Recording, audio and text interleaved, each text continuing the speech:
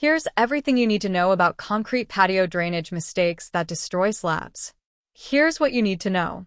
The 4 drainage mistakes that kill NC concrete patios before year 10, what each one looks like, why each happens, and how to fix or prevent them. Quick answer. 4 drainage mistakes destroy NC concrete patios before they should fail. Insufficient slope, under 1/4 inch per foot. Slope back toward the house, missing edge drainage when downstream landscape cannot absorb runoff, and outlet failures, clogged drains, undersized trenches. All 4 are preventable at install for under $400 in materials and an extra half-day of crew time. Repair after damage runs $1,800 to $5,500, many times what prevention would have cost. Moving on to mistake 1. Insufficient slope. The single most common drainage mistake we encounter on NC patios. The standard residential slope is 1/4 inch of fall per foot, sloped away from the house. On a 16-foot wide patio, that means a 4-inch elevation difference between the house side and the far edge. Many patios are poured at 1/8 inch per foot or less because forms were not set with a level and the finisher prioritized a flat-looking surface over a properly sloped one. How it shows up. Water ponds in shallow puddles after rain, lingering for hours instead of draining within minutes.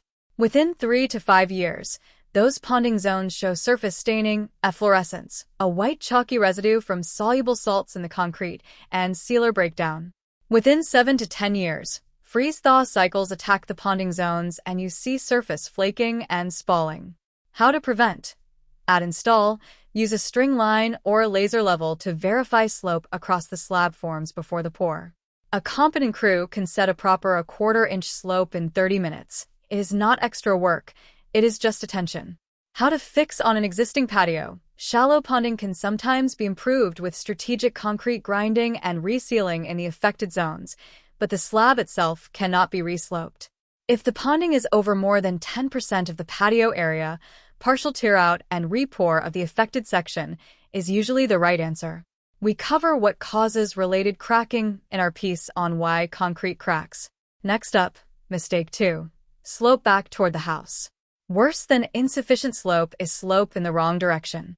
We see this in NC additions where the original patio was poured by a remodeling crew without a dedicated concrete finisher, or where the contractor matched the patio elevation to an existing porch step without verifying the resulting slope direction. Subscribe for more concrete tips. Thanks for watching.